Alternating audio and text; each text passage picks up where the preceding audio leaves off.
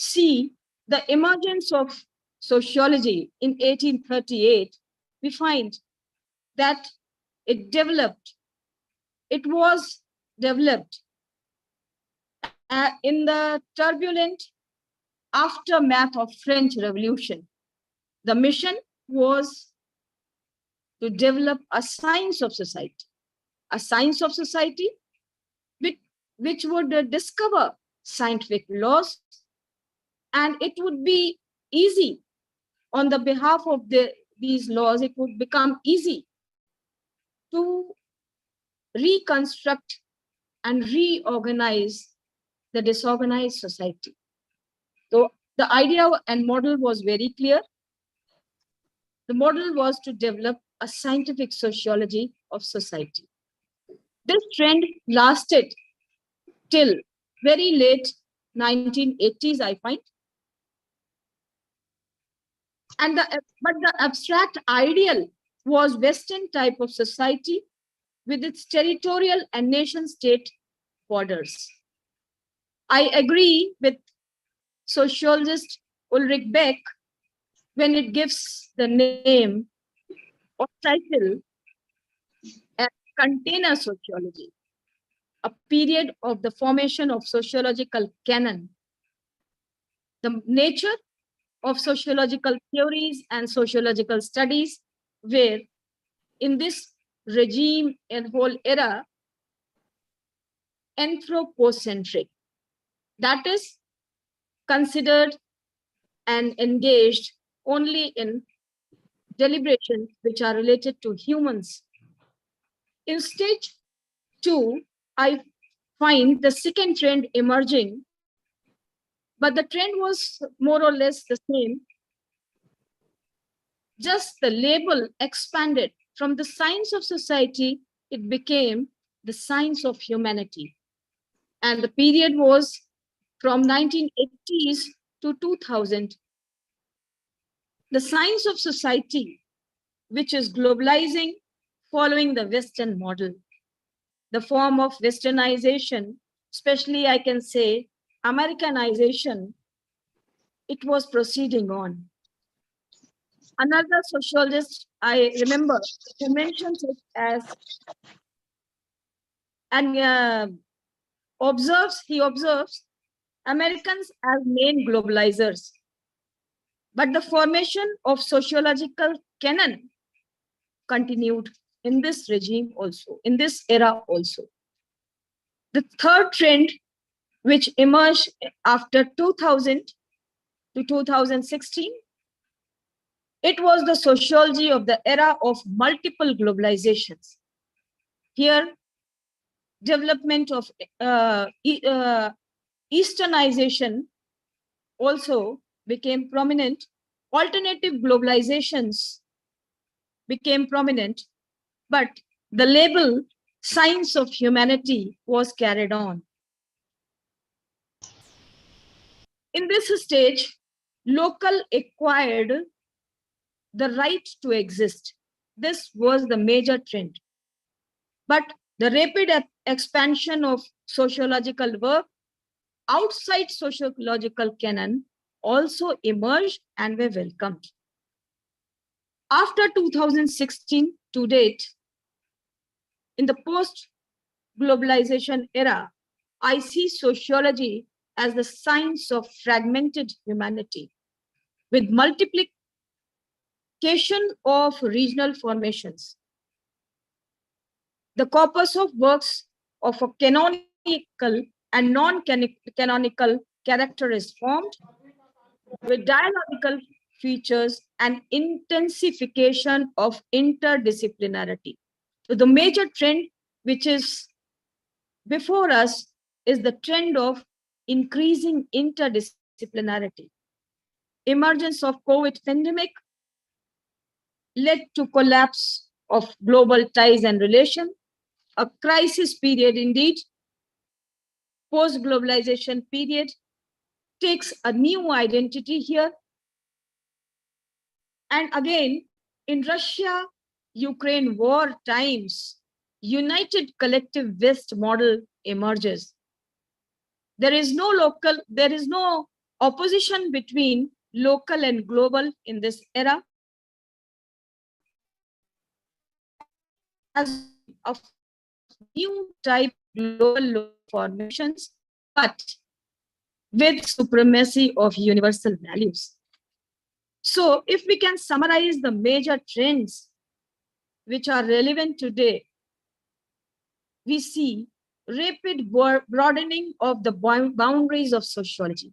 Sociology is no longer science of society, limited to real society. It has extended its boundaries to virtual reality, augmented reality, artificial intelligence, etc. Another trend I see in the development and nurturing of multidimensional and polyfunctional sociological reflexivity. We see increase in interdisciplinarity and also a shift from interdisciplinarity to transdisciplinarity is also visible. Another trend which follows is the significance and importance of conceptualization of regional development projects, coexistence of local, global, non-global, post-global processes and phenomena are here. The significance, there is rising significance of the study of complex social inequalities, new inequalities which are rising. In studying and adopting the methods of study, I find diversification of methods and techniques from and adoption of methods and techniques from other disciplines as well. A shift from verbal and non-verbal methods of sociological scholarships to the use of digital technologies is another important trend in our area. Inclusivity, environmental consciousness, new mixed methods based researches, increasing use of taxonomy, educational management are further new areas, emerging areas of our discipline.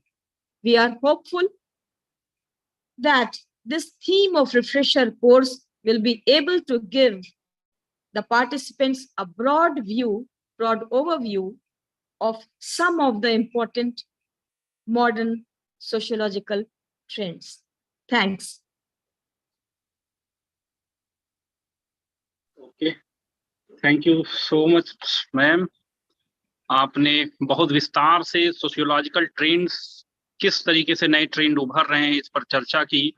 और जिस तरीके से आज हम देखते हैं कि globalisation era में सोसाइटी कितनी तेजी से बदल रही है, उसी के अकॉर्डिंग हमें सोशियोलॉजी को भी बदलने की जरूरत है। और सोशियोलॉजी भी बदल रही है हर वक्त, हर ट्रेंड के पीछे जो चेंजेज हो रहे हैं उसके पीछे एक नई सोशियोलॉजी खड़ी हो रही है, और जिस पर हम लोग इस 14 दिनों तक चर्चा भी करेंगे कि किस तरीके से नए अपॉर्चुनिटीज आ रही हैं, नए चैलेंजेज आ रहे हैं, तमाम इशूज खड़े हो रहे हैं।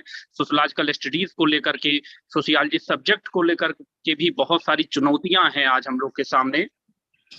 ये ह्यूमैनिटीज के एक सब्जेक्ट के रूप में इसका क्या फ्यूचर हो सकता है, और सोसाइटी में किस तरीके से इसका इम्पोर्टेंस बना रहे, हमें इन सब बातों पर भी चर्चा करनी है। और आपने बहुत विस्तार से सोशियोलॉजी के इमरजेंस से लेकर के आज तक के समाजशास्त्र पर एक आउटलाइन दिया। मैं आपके प्रति बहुत बहुत धन्यवाद ज्ञापित करता हूं, और आपके ही गाइडेंस में हम लोग लगातार काम कर रहे हैं। और खासकर मैं तो, चूंकि लगातार मुझे स्टूडेंट लाइफ से आप सबका गाइडेंस मिला एज ए सुपरवाइजर, तो और काफी बेहतर तरीके से आपने अपने अध्यक्षीय कार्यकाल का भी संपादन लगभग किया है, और अब शायद टेन्योर पूरा होने तक ये वाइब्रेंसी इसी तरीके से बनी रहेगी। तो मैं आपको धन्यवाद देता हूं मैम इतने अच्छे उद्बोधन के लिए और इस कार्यक्रम के आयोजन और मुझे इसमें अवसर देने के लिए। If I had not found a co-coordinator like you, this course wouldn't have taken its form. It's Rajnikant sir, and you are equally given, should be given. Okay, thank you again, ma'am. Thank you. Now, we all are very fortunate to have Professor Abha Chauhan, President of Indian Sociological Society, as chief guest in this inaugural session. She is an energetic and dynamic personality. Your academic work always enhance our knowledge. We all are very excited to hear you, ma'am. I request you to please commence your lecture. Over to you, ma'am.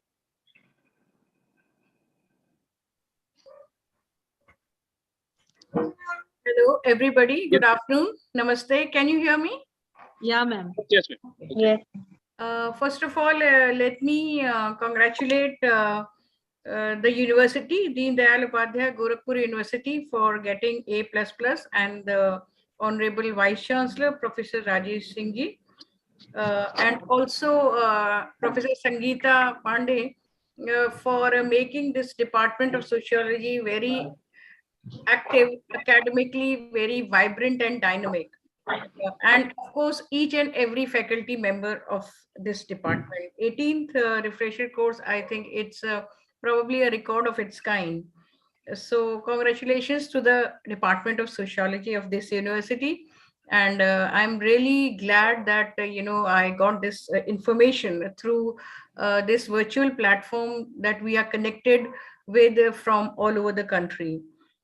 Professor Rajni Khan Pandey, the director of UGC HRDC, Dr. Manish Pandey, Dr. Anurag Dwivedi, Professor Kirti Pandey. I mean, these are the people whom I've met actually personally. There are many of them whom I've spoken to, all the faculty members of the department, my colleagues, I would say, and the participants who have joined from different parts of the country.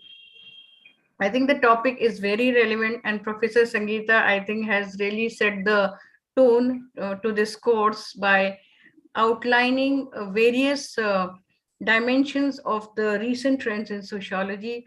And I think she has done that job as a coordinator of this course very amicably. I would try to combine my lecture in both English and Hindi language, because I feel that would be more appropriate.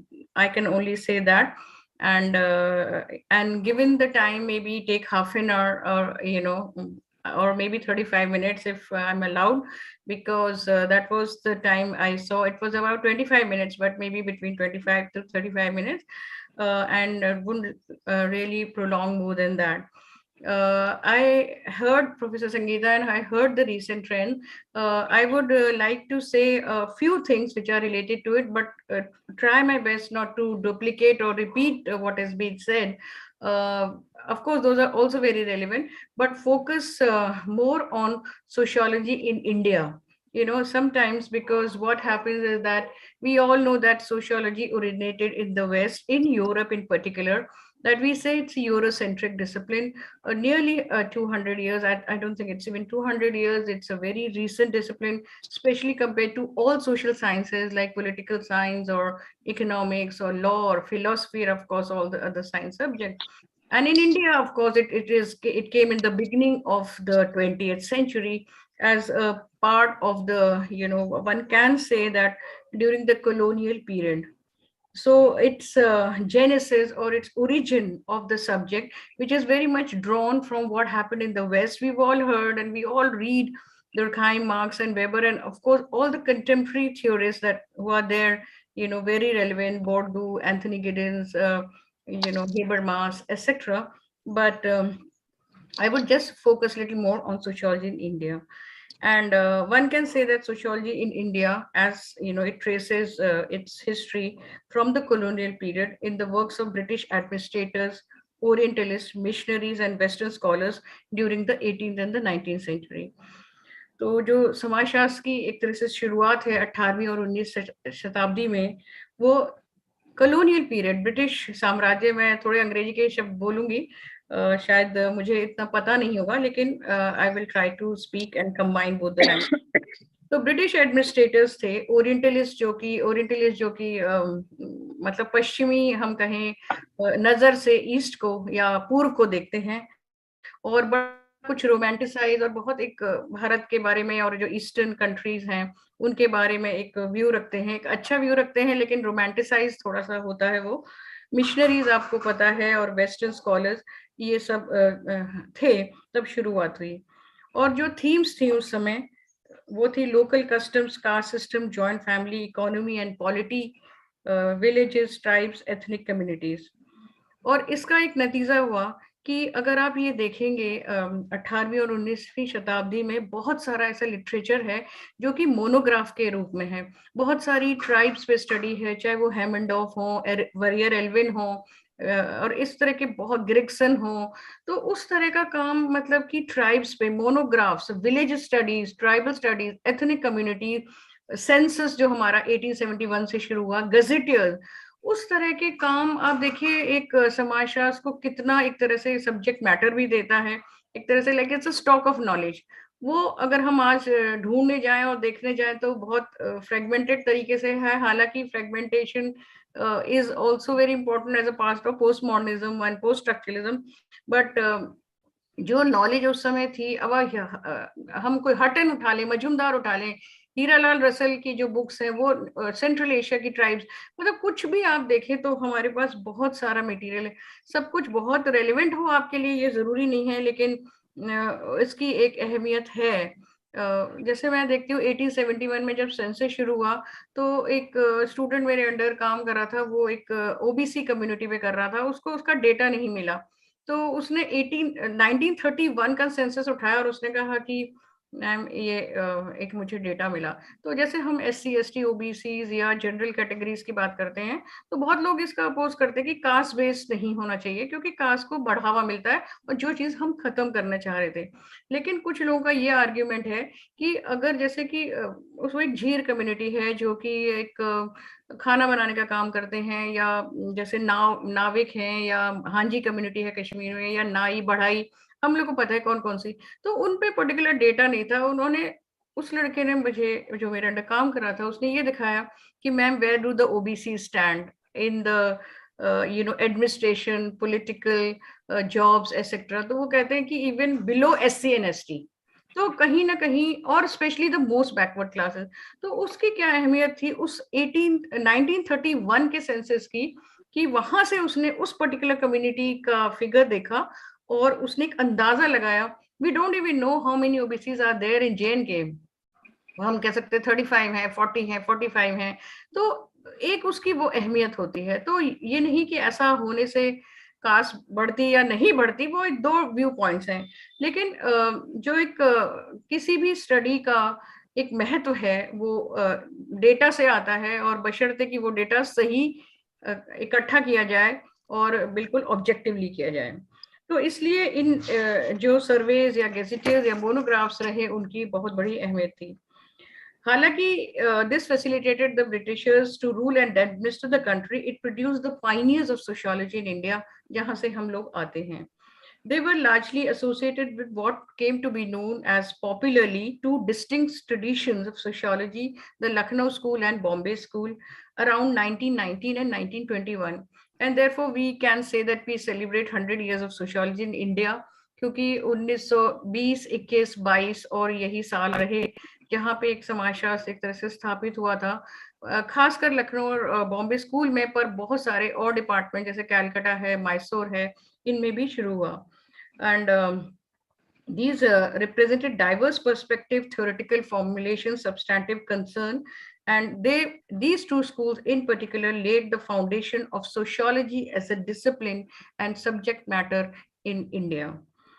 The teaching of sociology started in 1919 at Bombay and soon thereafter at Lucknow, Calcutta, Madras, and Mysore, usually along with the disciplines, other disciplines like economics, political science, anthropology.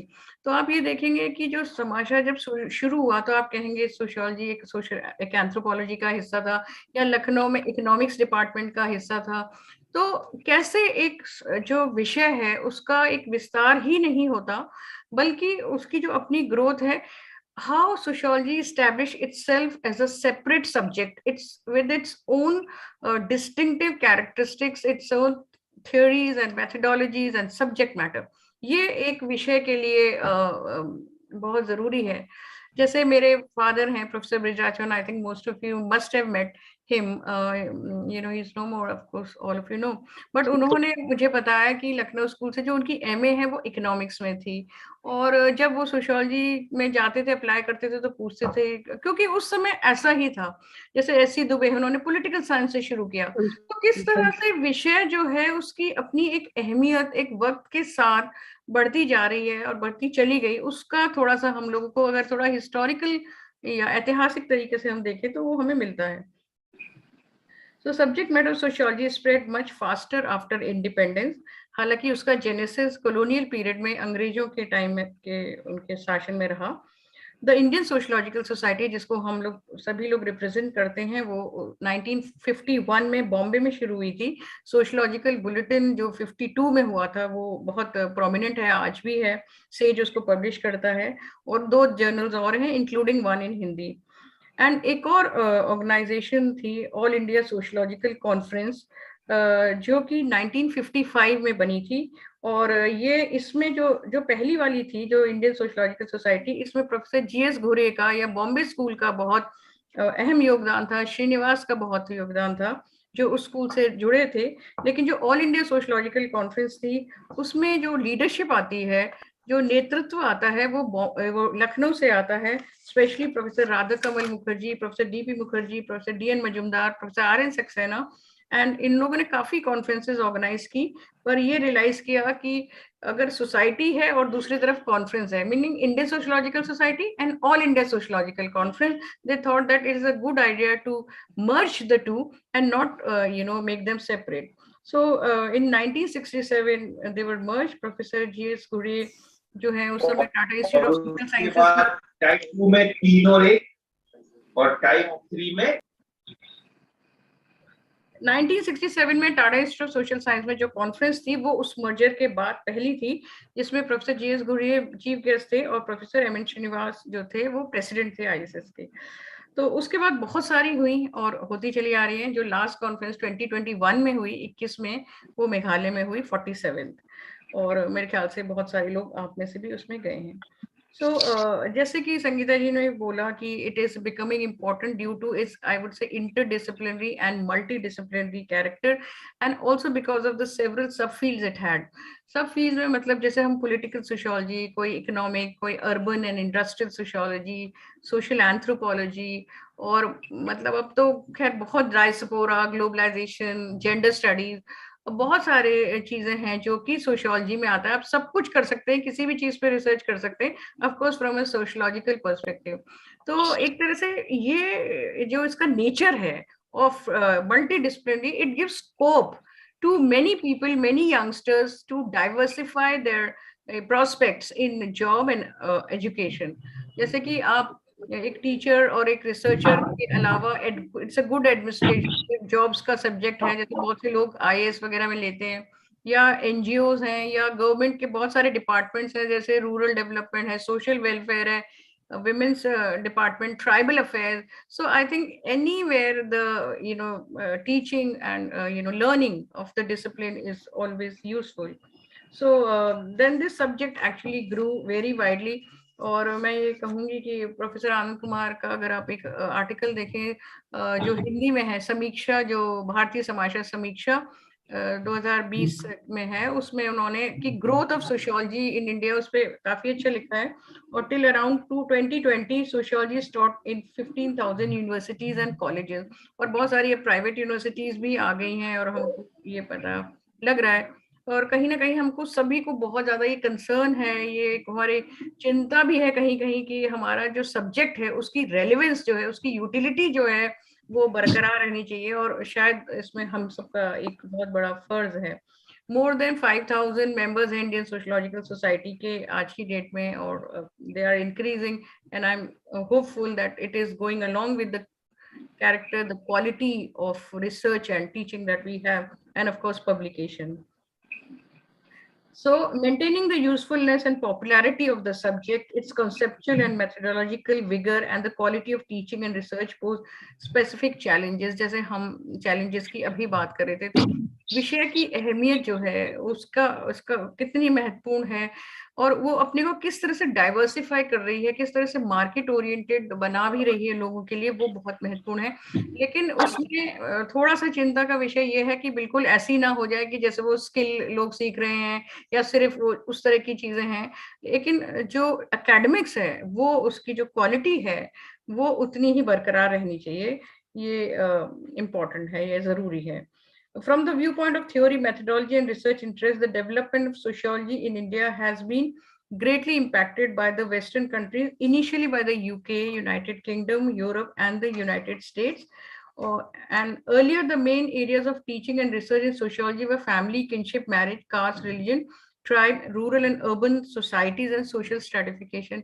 And one of the ways where you can see these changing trends all over the world, all over India, जैसे आप recent trends की बात करते हैं, तो एक बहुत अच्छा तरीका है, अगर टाइम हो, हम लोग के पास समय हो, कि सोशलॉजिकल बुलेटिन के इश्यूज, अगर whenever you find time, if you see those issues, 50s के, 60s के, 70s, 80s, 90s, or recent times के, then we can understand the kind of trends that which were there, the issues were there, and the trends now emerging. Now, just after independence, with the rise of nationalism and independence of India, 1947, of course, significant trends in the development sociology were witnessed as the society and polity were introduced to the new values of democracy, equality, and social justice through the Constitution of India, with special provision for the marginalized sections of society. और ये बहुत ही एक अहम चीज है जो हमारी constitution of India है, सेक्युलर डेमोक्रेटिक सोशलिस्ट है। और ये छोटी बात नहीं थी, क्योंकि जो हमारा समाज है वो अभी बहुत उसमें संस्तरण है, उसमें एक हायरार्की है, caste based, ethnicity based, religion based, gender based, बहुत सारे डिफरेंसेस हैं, अनियमितता हैं, विषमताएं हैं, लेकिन हमारी कॉन्स्टिट्यूशन जो है वो सबकी इक्वालिटी मानती है, और it's a secular, it promotes that. तो वो एक किस तरह से सामंजस्य बैठाएं हम उस समाज में जो कि एक अनइक्वल रहा है on what ever the basis, specially the caste basis, और उस पे एक पॉलिटी और इकोनॉमी इस तरह से आती है कि जो कि इक्वालिटी की बात करते हैं। इसीलिए बहुत आवश्यकता पड़ी उस समय कि reservation as a policy should be implemented. So in the 50s and 60s, the pace of development of sociology in India expanded. It got influenced by the variants of functionalism, Marxism, structuralism in the studies of caste, joint families, and village, rural development, community development programs, Panchayati Raj, etc., and the formulation of some important concept in the study of Indian society. तो 50s और 60s का जो दौर था, भारत का विकास होना था, ग्रामीण समाज के बहुत ज्यादा अध्ययन होते हैं। You see, 50s was considered to be the studies of village era. मतलब समाजशास्त्र में अध्ययन जो हुए हैं 50s और 60s में, वो इंटेंसिव विलेज स्टडीज हैं, चाहे समीर पट उठा लीजिए, चाहे रामपुरा श्रीनिवास का, Dubey, Andre Beteille, I mean you name it. And बाहर के लोग, जैसे मैंने कहा, मैके मेरियट और रेडफील्ड, मतलब जो हैं, specially McKim Marriott and Milton Singer, actually they came to India. और इसमें फिर एक तरह से स्ट्रक्चरल फंक्शनलिज्म या फंक्शनलिज्म जो है उसको अहमियत दी गई, क्योंकि एक इंटेंसिव स्टडी करनी थी। कहीं कहीं AR देसाई जैसे हैं, उन्होंने कॉन्फ्लिक्ट अप्रोच का भी प्रयोग किया, और DP मुखर्जी हैं, उन्होंने ट्रेडिशन और मॉडर्निटी का एक कॉन्फ्लिक्ट देखा। तो ये सब जो चीज है, जो ट्रेंड्स हैं, जो पर्सपेक्टिव्स हैं, हमें एक तरह से वेस्टर्न सोसाइटी से हमें आए। लेकिन एक बहुत अहमियत थी एक चीज की, एक अवधारणा, जो कि हमने कहा कि field view is important rather than the book view। और M.N. श्रीनिवास जो रिमेम्बर्ड विलेज है उनकी, जो रामपुरा की स्टडी, उसमें और उससे पहले religion society among the Koos of south India, उन्होंने दो इम्पोर्टेंट बहुत कॉन्सेप्ट्स हैं, एक संस्कृताइजेशन, संस्कृतिकरण, एक डोमिनेंट कास्ट का। तो इस तरह से जो एक समाज में एक परिवर्तन आया कि किस तरह से बहुत सारे लोग, जो कहा जाता है समाज में निम्न जाति या जनजाति, वो दूसरों के या जो समाज में उच्च मानी जाती है उनको एम्युलेट करके उनकी तरह होना चाहते हैं, जो संस्कृतिकरण की प्रक्रिया है। कहना का मतलब ये है कि this was a time where we started thinking about our own country about our nationalism was very strong, nation building. इसीलिए आप देखिए कि सभी के कार्य में ये चीजें हैं. There is a difference between a colonial power and of nation building. तो जो colonial powers हैं, जब जहाँ सोशियोलॉजी शुरू हुई वेस्टर्न यूरोप, वो colonial power थे. We were the people who were colonized, and there is this difference between colonialism and nationalism, between tradition and modernity, and the dialectics between the two. और यही जैसे कि DP Mukherjee बार बार यही कहते हैं कि ट्रेडिशन, डायलेक्टिक्स, जैसे वो उनको अपने को मार्क्सोलॉजिस्ट कहते थे, तो dialectics is important, dialectics between tradition and modernity. Professor Yogendra Singh कहते हैं कि मॉडर्नाइजेशन ऑफ इंडियन ट्रेडिशन, तो nothing is replace, there is nothing like dichotomous, there is nothing like opposition, there is a kind of synthesis or maybe dialectics as well. तो change भी आए तो dialectics से आए, जो कि एक मार्क्सियन कॉन्सेप्ट से आता है. तो फील्ड व्यू जो है वो बहुत रहा, क्योंकि जो मिशनरी या जो ओरिएंटलिस्ट का या एडमिनिस्ट्रेटर्स का व्यू था वो बहुत बुकिश था. हालांकि उन्होंने बहुत अच्छे डेटा कलेक्ट किए, लेकिन एक फील्ड वर्क, जो कि आप फील्ड में जाते हैं, गांव में जाते हैं, शहरों में जाते हैं, स्लम एरिया, ट्राइब्स, जहां भी आप जाते हैं, आप उस चीज का अध्ययन करते हैं, और लोगों का जो पर्सपेक्टिव है, लोगों की जो सोच है, उससे आप एक अपना जो कंक्लूजन है, निष्कर्ष है, जो निकालने की कोशिश करते हैं. तो इसी तरह से समाजशास्त्र का विकास हमारे देश में भी होता रहा और विदेशों में भी होता रहा. और इस तरह से मैं ये कहूंगी कि जो दूसरे पर्सपेक्टिव हैं, जैसे कि संगीता जी ने भी कहीं कहीं बात की है, बस जैसे समाज जब परिवर्तित होता है, जैसे आज के टाइम में हम क्या बात कर रहे हैं, globalisation, we are talking of environment, we are talking of climate change, we are talking of gender studies, या हम जो दलित एंड ट्राइबल असर्शंस की बात कर रहे हैं, डिजिटल टेक्नोलॉजी की बात कर रहे हैं. तो उसी तरह से जब मुद्दे बदलते हैं, जब इश्यूज में परिवर्तन आता है, समाज में आता है, आज से 30 साल पहले, 25 साल पहले, या मे बी बहुत रिसेंट है ये डिजिटल टेक्नोलॉजी, और हम और आप लोग इतनी दूर से बात करें, हालांकि इसके एडवांटेज डिसएडवांटेज हैं, जैसे कि बता रहे थे हमारे डायरेक्टर, लेकिन उसके फायदे भी बहुत हैं. तो वो एक अलग इश्यू है डिस्कशन का. लेकिन जो परिवर्तन आए, जिस तरह से इश्यूज हैं, उसी तरह से थियोरीज, थ्योरेटिकल पर्सपेक्टिव और सोच अप्रोचेस जो है वो चेंज होती जाती हैं.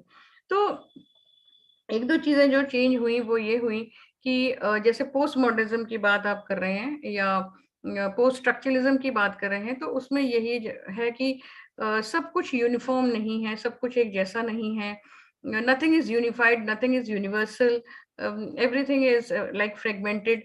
और ये जो सोच है पोस्ट मॉडर्निज्म की और पोस्ट स्ट्रक्चरलिज्म की, वो सेंट्रलिटी को, वो यूनिफिकेशन को, वो यूनिवर्सलिज्म को क्वेश्चन करता है. जैसे कि मतलब West is superior than the East, this caste is superior than that caste. या जैसे आप डेरिडा वगैरह देखें, जो कि पोस्ट स्ट्रक्चरलिस्ट हैं, तो उन्होंने कहा था speech is more important than writing, speech is central, writing is at the periphery. तो सेंटर में कौन है, पेरिफेरी में कौन है? Men are at the centre and women are at the periphery, the higher caste at the centre, the other marginalised groups are at the periphery. तो इस तरह से जो सोच है, इसको क्वेश्चन किया गया, and there was this need for indigenisation of sociology in India and maybe the other non-Western countries, जो हमारी South Asia and other Asian countries, Latin America, Africa, need to deconstruct, because जो constructed है उसको deconstruct करना, क्योंकि patriarchy is constructed, dominance of Western ideology is constructed. तो किस तरह से हम ये नहीं है कि मार्जिन वाले सेंटर में आएंगे, वो तो दूसरी, वो डाइकोटमी को रिवर्स नहीं करना है. Women don't have to be like men, but they need the equal place in society. They want to stand in close, side by side with men. तो उस तरह से जैसे डेरिडा कहते हैं free play of binary opposites, not, और dichotomy को हम क्वेश्चन करें, बाइनरी ऑपोजिशन को करें, लेकिन जो है अहमियत जो है वो दोनों की समय के हिसाब से रहे. तो इंडिजिनाइजेशन, जैसे बहुत लोगों ने, प्रोफेसर उमन है, उन्होंने भी प्ली फॉर इंडिजिनाइजेशन या कॉन्टेक्सचुलाइजेशन ऑफ सोशियोलॉजी किया. तो इस तरह से कि ये कहीं ना कहीं आप देखेंगे जो हमारे पाइनियर्स, जिसको हम कहते हैं सोशियोलॉजी इन इंडिया, की कॉन्टेक्चुलाइजेशन, कंट्रीज के जो मुद्दे थे उस समय, जब जब हम लोग विदेशियों से एक तरह से देश के स्वतंत्रता आंदोलन था, तो एक नेशनलिज्म, नेशन बिल्डिंग, जब आजादी मिली तो rural development, rural reconstruction, when the issues change, the way you look at them also changes. अब जैसे एक सबऑल्टर्न है या पोस्ट स्ट्रक्चरलिज्म या मॉडर्निज्म है, वो यही कहता है कि how do you diversify, how do you fragment. जैसे अगर महिलाओं का आंदोलन है, तो उस महिला आंदोलन में दलित महिला कहाँ है, और अगर किसी भी तरह का अध्ययन करें तो उसमें अगर हम कहेंगे women's movement, women was somehow you feel that sections of women, tribal women, or maybe Dalit or minority, or these women or rural women, they are marginalized. कभी कभी नेशनल फ्रीडम स्ट्रगल के लिए भी कहा कि क्या उसमें कुछ एक एलिटिज्म है, तो उस तरह का जो हम पर्सपेक्टिव से देखने की कोशिश करते हैं, तो वो एक सबऑल्टर्न पर्सपेक्टिव है, meaning the history from below. हम ये जानने की कोशिश करते हैं कि मेरी हिस्ट्री जो है वो दूसरों से अलग है. लाइक दलित एसोसिएशन, दलित पैंथर्स मूवमेंट, जो एक मोबिलाइजेशन हुआ 70s और 80s का दौर, I would say it was a time for Dalit association, tribals and women in particular, because we know 75 to 85 women's decade, वो मेरा एक एरिया है, अपना कंसर्न है जेंडर इश्यूज, वो मैं इस समय ज्यादा नहीं कहना चाहती. Panchayati Raj in the 90s, issues of empowerment. तो इस तरह की एक समाज में ऐसे वर्गों का आना और सोचना जो कि अभी तक शोषित थे. So I think it's a very good way of, understanding, trying to understand the society where the spaces are given to those groups and communities and people who were so far marginalized, and they were at the, one can say at the margins. तो मैं 3-4 point से कुछ conclude भी करना चाहूंगी. अगर conclude थोड़ा सा शायद आपको लगेगा लंबा हो जाएगा. पहले तो मैं ये कहूंगी कि first is that there has been a tremendous institutional growth and expansion of the discipline of sociology since independence. Institutional growth जो है वो जैसे कि कॉलेजेस, यूनिवर्सिटी, सब्जेक्ट का फैलना, इंफ्रास्ट्रक्चर का, उसका मल्टी डिसिप्लिनरी नेचर होना, उसका जॉब्स के लिए, और डाइवर्सिफिकेशन ऑफ द डिसिप्लिन, और उसके जो सब फील्ड्स हैं उनमें, तो ये हुआ है. दूसरा, many of the pioneers of sociology in India and those that followed them in the 50s, 60s and later were influenced by liberal philosophy and rationality of the West, at the same time imbibed the social relevance and the spirit of social reforms and nationalism. तो हम लोग western society के लोगों से influence थे और western sociologist से भी थे, और हम आज भी उनके क्लासिकल थिंकर्स को बहुत पढ़ते हैं, अहमियत देते हैं, इवन कंटेम्प्रेरी पढ़ते हैं. लेकिन कहीं ना कहीं हमारा एक जो नेशनलिज्म है, वो स्पिरिट है, सोशल रिफॉर्म्स की है, सोशल रेलेवेंस की है, उसकी जो अहमियत है वो आती है. जैसे कि जब हमने विलेज स्टडीज पढ़ना शुरू किया था, तो the way Marx and Metcalfe, Charles Metcalfe, they describe village as self sufficient. जैसे उनकी बड़ी फेमस है कि the dynasties after dynasty will come and conquer, but the villages will stay as they are. But Indian sociologist ने through field work ये दिखाया कि villages are not isolated communities. फिर उन्होंने दिखाया कि देखिए कैसे शादियां होती हैं इंटर, जब हम लोग जो specially North India, the marriages are outside village, rural to rural migration is more than other. और उस तरह से जो सेल्फ सफिशिएंसी या myth of self sufficiency of villages है, वो सोशियोलॉजिस्ट ने चैलेंज किया. So challenging the dominant discourse और द स्टीरियोटाइप्स, और स्पेशली जेंडर स्टडीज में तो ये बहुत ज्यादा आता है. जैसे फिनोमेनोलॉजी एंड एथनोमेनोलॉजी है, वो पर्सपेक्टिव ऐसे हैं कि understanding through the subjectivity, through the conscious of the actors, where agencies are important.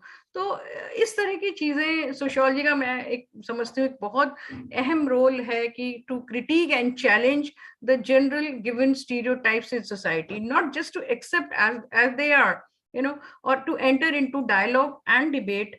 और जैसे हेबरमास वगैरह हैं, वो ये कहते हैं कि मॉडर्निटी की क्या परिभाषा है कि जहां पर आप एक अनडिस्टॉर्टेड कम्युनिकेशन हो, जहां पे आप और हम एक दूसरे से अच्छे से बात करें. अगर आपका आर्ग्यूमेंट लॉजिकली स्ट्रॉन्गर है हमारे से, तो दैट विल विन, और if mine win in the sense that will prevail over. So I mean, but there should be a space for dialogue, there should be flexibility in society, और space हो. और ये एक बहुत अहम मुद्दा है मुझे लगता है आज के टाइम में कि do we get that kind of space where we are able to discuss our issues, and वो, और उस तरह से जो है एक रिफ्लेक्सिविटी और सेंसिटिविटी जो एक समाज में है, वो मुझे भी लगता है कि बहुत ज्यादा अहम है। तो ये जो महत्वपूर्ण मुद्दे हैं इस समय, the dialectics of colonialism and nationalism, tradition and modernity, western paradigm and need to indigenise, इसके बारे में मैंने आपको जिक्र कर दिया है पहले से कि we need not focus into these dichotomies but the interplay of them. And in this process, certain indigenous concepts like sensitization and dominant caste, they emerge, and our own ways of looking and understanding society from our own perspective. जैसे कि professor Yogendra Singh emphasise करते हैं, शायद उन्होंने NK. Bose और इस तरह के जो सुरजीत सिन्हा वगैरह जो एंथ्रोपोलॉजिस्ट थे, कि Indian civilisation is strong, it has it historical roots. तो अगर आप स्ट्रक्चर फंक्शनलिज्म को या फंक्शनलिज्म को देखेंगे तो वो हिस्ट्री को अहमियत नहीं मानते, just at a given moment of time society को, जैसे मेलनोस्की का या रेडक्लिफ ब्राउन या बहुत सारे यहाँ इंडिया में भी काम है. But history is important particularly for a civilization like ours which has a very long history. So civilizational approach or organic link, organic मतलब everything is interlinked, all caste communities may be hierarchical or maybe differently but they are linked. और इस चीज को western scholars नहीं समझ पाए, that organic link, organic solidarity and that civilisational way of looking at society. They rather saw society, the social groups and communities as discrete and isolated groups, जो कि नहीं है. तो इसलिए वो पर्सपेक्टिव से समझना जरूरी है. Therefore, जो हमारा सिविलाइजेशनल है, चाहे स्ट्रक्चर फंक्शन, हिस्टोरिकल, इंडोलॉजिकल पे बहुत बात हो सकती है, where they focus on ancient texts etc. And the organic link and strength of Indian society and culture, their resilience, adaptability, diversity and pluralism, and the vibrancy and dynamism of religion and community.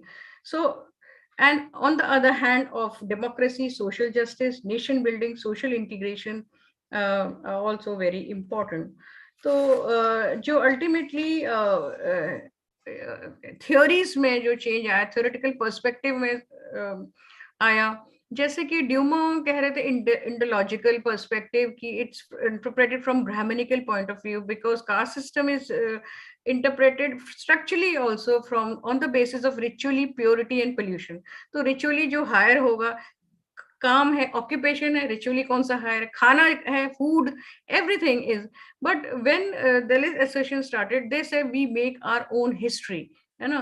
तो उन कहते हैं वो उनका perspective था, एक dominant perspective था, but there is another way. So these are the changes which are coming in society, and when the changes come in society, the changes also come in the way we adopt our approaches, our perspective. And so some of the important issues, as I said, like globalization and climate change, risk society की संगीता जी ने बात की, Ulrich bake के studies, Anthony गिडिंस हैं, वो भी consequences of modernity. तो इस तरह की बात करते हैं जो कि जरूरी है. और एक दो लास्ट पॉइंट बस मैं ये कहना चाहूंगी कि जब हम सोशियोलॉजी के प्रोफेशन की बात करते हैं, the profession of sociology, then it must take into consideration the area of development planning and social policy and formulation. Sociologists can be social critics and be involved in policy formulation and plan development. इसमें अगर आप bulletin में देखें तो कई articles हैं और कई कॉन्फ्रेंसेस में कि whether sociologists should be a policy makers और they should influence the policy and development. अगर सोशियोलॉजिस्ट ये काम नहीं करेंगे तो कौन करेगा. जब एस.सी. दुबे आए तो फिर उन्होंने India's changing villages, he wrote a critic on this thing और कम्युनिटी डेवलपमेंट प्रोग्राम्स के बारे में बात की. और मुझे कहीं ना कहीं लगता है अगर सोशियोलॉजिस्ट ज्यादा डेवलपमेंट पॉलिसीज और प्रोग्राम्स में रहेंगे तो वो एक नई तरह की सेंसिटिविटी उन प्रोग्राम्स में लाएंगे, चाहे वो जेंडर इश्यूज को लेके हो, चाहे ट्राइबल इश्यूज को लेके हो. तो और इसके अलावा they of course as teachers and researchers and activist and social thinkers, administrators, academics etcetera, because वो एक नए पर्सपेक्टिव से, एक नई फील्ड व्यू से जाते हैं और समाज को अध्ययन करने का प्रयत्न करते हैं, प्रयास करते हैं. एक डिस्टिंक्शन बहुत हमें क्लियर करना है कि we are not social workers as such, we are not activist as such, we are basically academician researchers, we are, but we have our role everywhere. And if more and more sociologists are taken into policy making and development program, they are more like activists. कहीं ना कहीं वो origin होके वहां जाता है, क्योंकि हर एक जन रिसर्च में नहीं हो सकता या हर एक जन टीचिंग में भी नहीं हो सकता. तो उनका जो एक रोल है वो अलग अलग दायरे में होगा तो जो समाज की एक समझ है, मुझे लगती है जो फ्लेक्सिबिलिटी है समाज में, जैसे कि 1955-56 में आप देखिए, जैसे ही आपने कहा कि हिंदू मैरिज है, तो लोगों ने कहा अरे औरतों को आप प्रॉपर्टी राइट्स दोगे, उनको डाइवोर्स के अधिकार दोगे, लेकिन आज एक्सेप्टेबिलिटी, अब क्या है कि जैसे होमोसेक्सुअलिटी इज डीक्रिमिनलाइज, अभी भी लोग कहते हैं कैसे आप कर सकते हो उसको। तो क्या है कि कहीं ना कहीं हमारा समाज अभी भी बहुत हद तक रूढ़िवादी एक तरह से है, हालांकि बहुत चेंज आया है, तो उसका जो सेंसिबिलिटी है या सेंसिटिविटी है या फ्लेक्सिबिलिटी है, ओपननेस है, स्पेस है, ये मुझे लगता है कि समाजशास्त्र का जो विषय है उससे आती है। और इसी तरह समाज और हमारा विषय और हमारी जो पॉलिसी या प्रोग्राम है वो कहीं ना कहीं इंटरलिंक्ड है, और इसमें एक बहुत हमारे विषय की एक बहुत अहमियत है, और उसमें उसका एक सहयोग है। Thank you very much. Thank you so much ma'am, आपने पूरी हिस्ट्री को, सोशियोलॉजी की हिस्ट्री एनालाइज कर दी। और मैम आपने बिल्कुल सही कहा कि सोशियोलॉजिस्ट को इसमें आगे आना होगा कि पॉलिसी मेकिंग में अगर इनकी भूमिका नहीं बढ़ेगी तो उसके इम्प्लीमेंटेशन में बहुत प्रॉब्लम आएगी। और इस सूबे ने जो भी लिखा था वो जैसे भारत के विकास की पूर्व क्रोनोलॉजी प्रस्तुत करते हैं, उनकी हर एक दशक की एक किताबें देखते जाएं तो लगता है जैसे इंडियन डेवलपमेंट का पूरा पर्सपेक्टिव उनकी किताबों में इंडियन विलेज से लेकर के फिर last decade 80s 90s development और सोसाइटी ऑफ डेवलपमेंट तक वो दिखती है। मैडम मैं ये भी बताना चाहूंगा कि खासकर गोरखपुर यूनिवर्सिटी में वीमेन स्टडीज, दलित स्टडीज और पॉलिसी पर बहुत सारे रिसर्चर हुए भी हैं और इस वक्त भी हो रहे हैं। तो ये हम लोग मानते हैं कि हमारे यहाँ एक तो रूरल सोशियोलॉजी पर ज्यादा काम होता है और पॉलिसी रिसर्च बहुत हो रहे हैं, तो हम लोग इस पर आगे प्रयास करते हैं कि इस पर और भी काम हो। तो मैं बहुत धन्यवाद देना चाहूंगा कि आपने अपना इतना टाइम दिया यहाँ हम लोगों के बीच में, और हमारे जितने पार्टिसिपेंट हैं उनको अपनी ज्ञान से अभिसिंचित किया। अब मैं आगे पंचायत विभाग के प्रोफेसर अनुराग द्विवेदी सर से अनुरोध करता हूँ कि सर आप औपचारिक धन्यवाद ज्ञापन करें। Over to you Anurag sir. Thank you, Dr. Manish. Am I audible to you? Yes, yes, sir. You are audible. Okay. Thank you very much, Dr. Manish, for inviting me to deliver the vote of thanks. I deem it as a great honor and privilege to propose the vote of thanks on this memorable occasion. Let me first of all start by giving glory to the goddess of knowledge, Ma Saraswati, for making today's occasion a resounding success.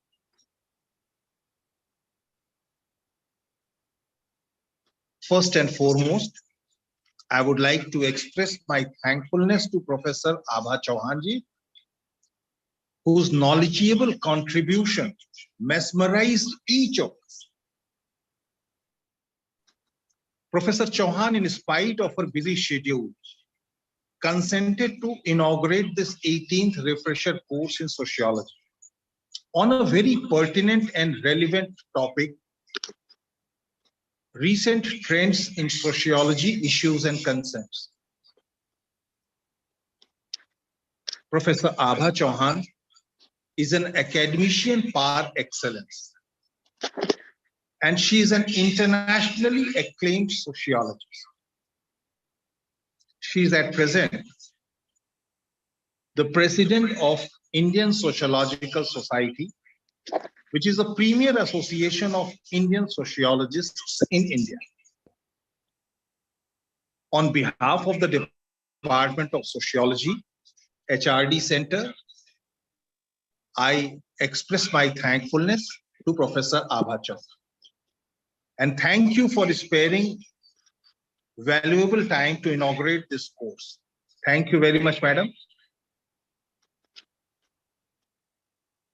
Professor Rajnikant Pandey ji is one amongst us.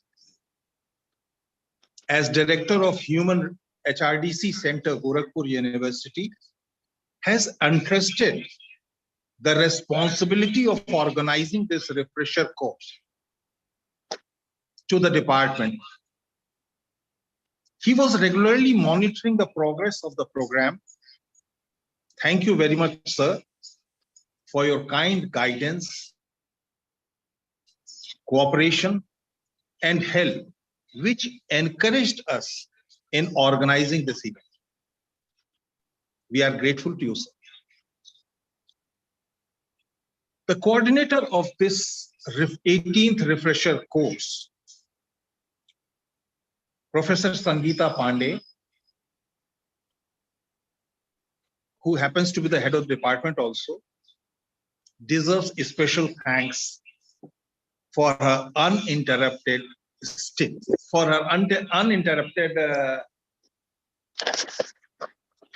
cooperation. Her smiling face has many a times forced us to support and come out with the organization of this seminar or with this course. All our departmental colleagues, Professor Kirti Pandey, Professor Shubhi, Professor Anju, our junior colleagues, Dr. Manish Pandey, who also happens to be the co-coordinator of this program, Dr. Pawan, Prakash, and Dipen. They deserve a special thanks for being an inseparable part in the organization of this course.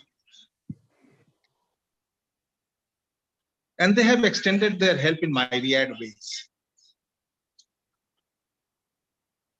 All the participants of this refresher course who have joined this program in an online mode deserve a special thanks.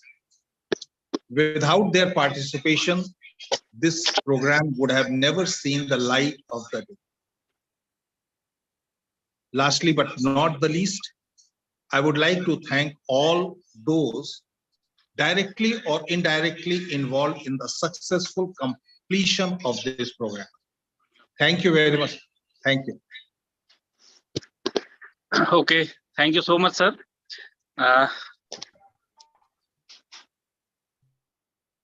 एक बार मैं आप सभी के प्रति पुनः आभार प्रकट करता हूं और हमारे माननीय कुलपति जी प्रोफेसर राजेश सिंह जी के प्रति भी मैं आभार प्रकट करता हूं, जिनके निर्देशन में ये कार्यक्रम आज प्रारंभ हुआ है, जिनकी अनुमति से ये कार्यक्रम चल रहा है।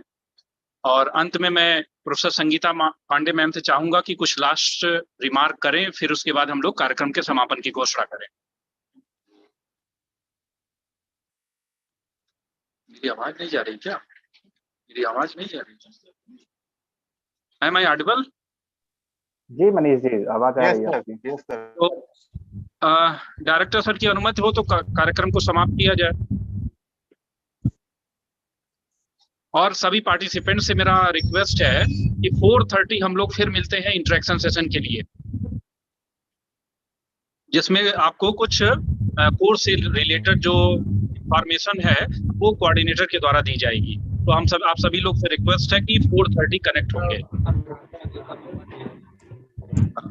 मैं एक बार फिर प्रोफेसर आभा चौहान मैडम को धन्यवाद देना चाहता हूं कि मैडम आपने अपना अमूल्य समय हम सभी को दिया और अपने विचार को शेयर किया। Thank you so much ma'am. प्रणाम मैम, नमस्ते। मैम प्रणाम। Thank you all. Should I leave now? Can I?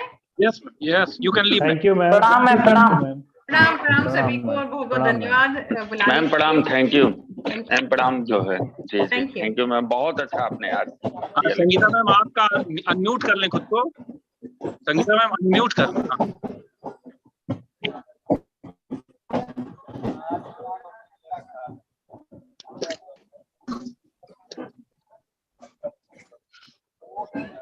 कोई टेक्निकल प्रॉब्लम आ गई मैम, अनम्यूट नहीं हो पा रही हैं।